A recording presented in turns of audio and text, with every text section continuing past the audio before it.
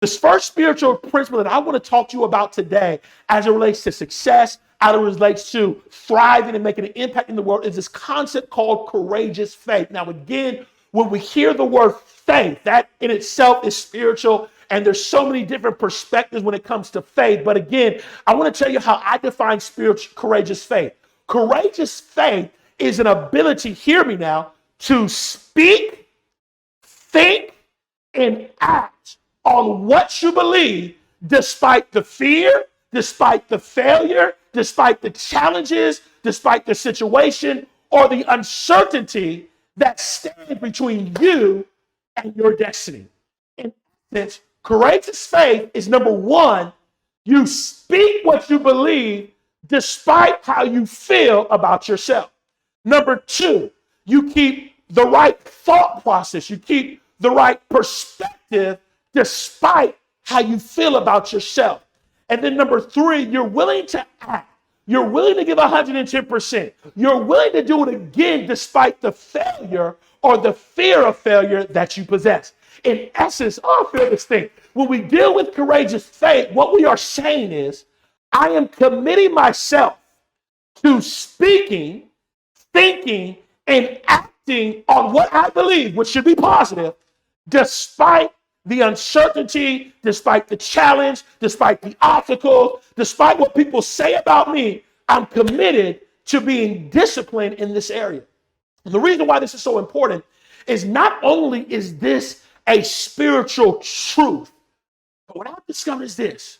When you make up in your mind, I feel so inspired today, that you're going to speak, that you're going to think, and that you're going to act on the thing that you know, despite what you're facing, I have found that something, I like the word supernatural, begins to move in motion. It's as if your words and your thoughts and your actions trigger stuff that you can't even see that begins to actually work in your favor. Now, again, you're saying, well, this is kind of crazy, J.O. This is kind of crazy, Dr. J. You mean to tell me if I start speaking stuff and ain't nothing happening, it starts moving? Yes. Are you telling me I start thinking the things and thinking positive thoughts, stuff starts? Yes. Are you telling me I just start acting and not knowing what the next step is, stuff starts happening? Yes.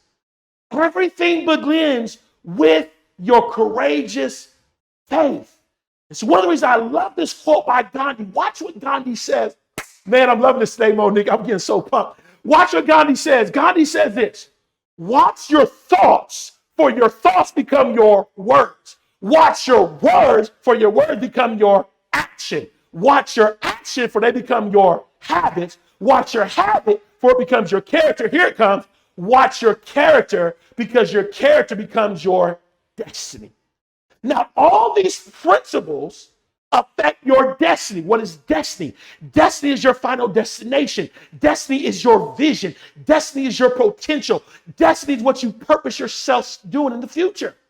But watch this. Hear this. Your destiny is impacted by how you think, what you say, and what you do.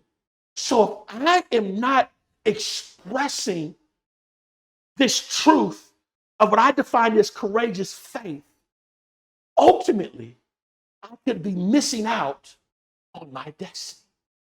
You see this all the time. You see people that have gifts. You see people that have talent. You see people that have the ability to lead. You see people that have so much potential, but yet, because of what they tell themselves, because of how they think about themselves, because they're unwilling to act, because they don't have the right habits, they miss out on their fullest potential. Listen, friend, I don't know where you're at right now. I don't know what your situation is, but I'm telling you what I know. If you discipline yourself in this area, I'm not saying something's going to happen overnight. It may take a week. It may take a month. It may take a year. But if you stay disciplined and stay committed, at some point, you're going to see the manifestation of the thing you know you're destined to be. At some point, you're going to see the manifestation of that which you know you deserve. At some point, it's going to happen. But the question becomes, do you have courageous faith? Never forget, it was literally about 11 years ago When I was in Jacksonville, Florida, and I went to this conference. It was called AFA.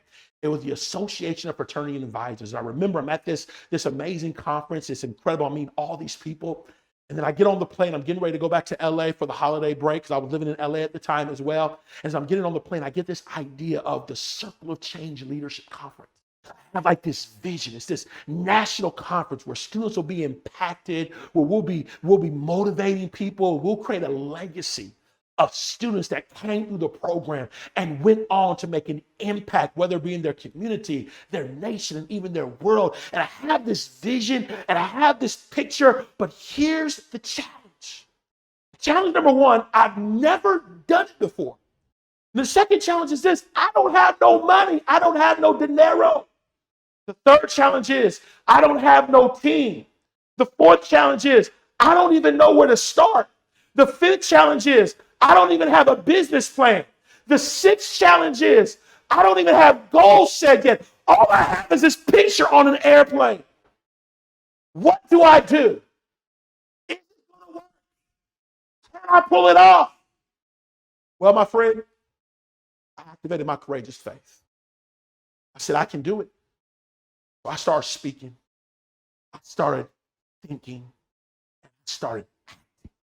So I'm building up this team. I'm telling people about it. No one's registered yet, but I'm still telling people about it. I'm spreading the message. This is going to be amazing. It's going to be incredible. I can't promise you no money. I can't pay you right now, but we're moving. I don't know where the money's going to come from, but it's going to happen.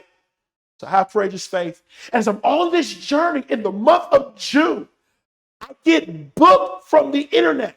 The only time in my life that I've ever got a booking where someone put you speaker in google.com and I got called. Now, this is significant because I go to this speaking engagement and I'm giving this presentation and I'm like, woo, we're speaking. I love what I do. This is amazing. Came out of nowhere. Oh, yeah. And I'm speaking and literally I meet a gentleman. And me and the gentleman start talking. And can you believe that this gentleman that I met actually liked a restaurant that was directly across the street from where I was living at the time? I mean, how does this happen that you meet someone, they're from the same city, it wasn't in Long Beach, it was another city, and they like the restaurant directly across the street. So we start talking about the restaurant, like, yeah, we got to meet up, we got to meet at this restaurant, we got to talk more. And so I'm having this conversation, and then I leave. I'm still acting. I'm still working on the conference, y'all. Like, nice meeting you, but I'm working, y'all. I'm hustling. I'm getting interns. I'm saying it's going to happen. It's going to happen. It's going to happen. It's going to happen. Kind of like Muhammad Ali. He said, I'm the greatest. I'm the greatest. He kept saying, I'm the greatest. I'm the greatest. Kind of like James Harden before he made it to the NBA. He told his mom, one day, Mom, I'm going to make it to the NBA. Kind of like Oral Roberts University. He started speaking it before the university actually became fruition. I'm just acting on courageous faith. October comes. I'm on the beach. Something in my gut, here we go, Monique, says, go eat breakfast. I know, sounds so crazy. I know. I go to eat breakfast. The gentleman walks through the door. Remember the guy I met back in June? He happens to walk through the door when I decide to go eat that day. Nothing happens by coincidence. Y'all with me right now? I walk through the door and say, hey, we see each other. I said, listen, let's go out and have something to eat. So we sit down. And we begin to talk. Now, remember I had this vision, y'all. I'm about a month and a half out. Ain't nobody registered yet. I haven't got no sponsorship yet. I'm starting to feel like where they gonna come from, who's gonna register this conference, where we gonna get the money. The stress is going to a whole nother level right now. So we're getting close to this event, and I don't want to look stupid. How am I gonna be a speaker and don't give up? And here I am, like I'm about to fail. All the thoughts, and I'm telling this guy, I'm speaking mine. He says, Josh, I heard about this program and they're giving out a grant. I said, what? Yeah, they have a grant and they're giving out free money to projects like yours. Maybe you should call them. I said, He said, here's my card. Here's the information. So he gives me the information. And I go home and immediately I get on the computer because I'm working in faith, y'all. I'm like, man, I don't know where the blessing's coming from, but I'm looking. So I get on the computer and I come across this organization. So I call the organization and I said, I met this guy by the name of Derek, and he told me that you guys were giving out scholarships for programs such as mine. He says, yeah, we are. And literally we're giving out money. There's no guarantee. We can't guarantee you're going to get the money, but I just want you to know that you have to have your grant in today by 5 p.m. Wait a minute. The day I meet the guy and go home, the grant is due that day at 5 p.m. Hold up. You mean to tell me, what if I didn't act immediately? What if I decide to wait a week? What if I decide to wait 2 weeks? Is there someone you need to call today that you haven't called yet? I feel like that's for someone. Is there someone you got to call today you haven't called yet? Because if I didn't move that day, I'm out of luck. It was due at 5 p.m. And I'm like, oh man, okay. So I get on there and I submit it. I've never wrote a grant in my life. Never.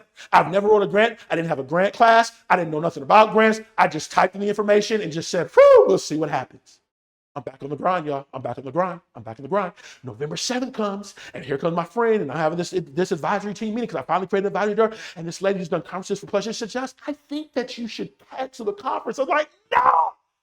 Someone was just no, I can't cancel. No, I think you should cancel the event. I said, no, I can't cancel the event. And I get on the phone, my good friend, my best friend, Lonnie, and I call him. I say, listen, man, less than a month. There's only 7 people registered. But I'm either going to live or die. I'm going all in. Either I'm going to miss it all the way or I'm going to go all the way in. So from that moment on, I kept acting and people started to register. Our numbers started to come up. We got to 50 and we got to 70. Yes, we're 70. And remember, I had legacy in mind. So I need more people to register. So I'm just hoping to register. And so I find myself going back to Florida before Thanksgiving. And we have a certain amount of students. And I'm stressing like, what's going on? I need more people to register so I can pay the bills, bills. And I'm trying to take money from here and here to make this thing work. And so I get on the plane. It's Virgin Airlines.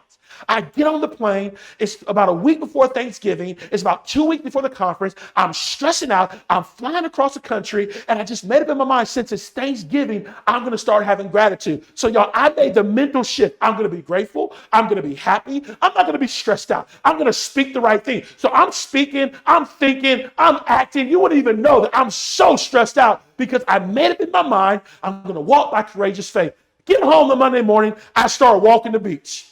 And I'm walking the beach, and I'm pumped up. I'm like, yeah, I'm pumped. I'm like, and they may think I was crazy because I have the music. And I'm pumped up. I don't know what's happening, but something in me saying something good is about to happen. Watch this. I get home, and it says, you've just been awarded a $10,000 grant.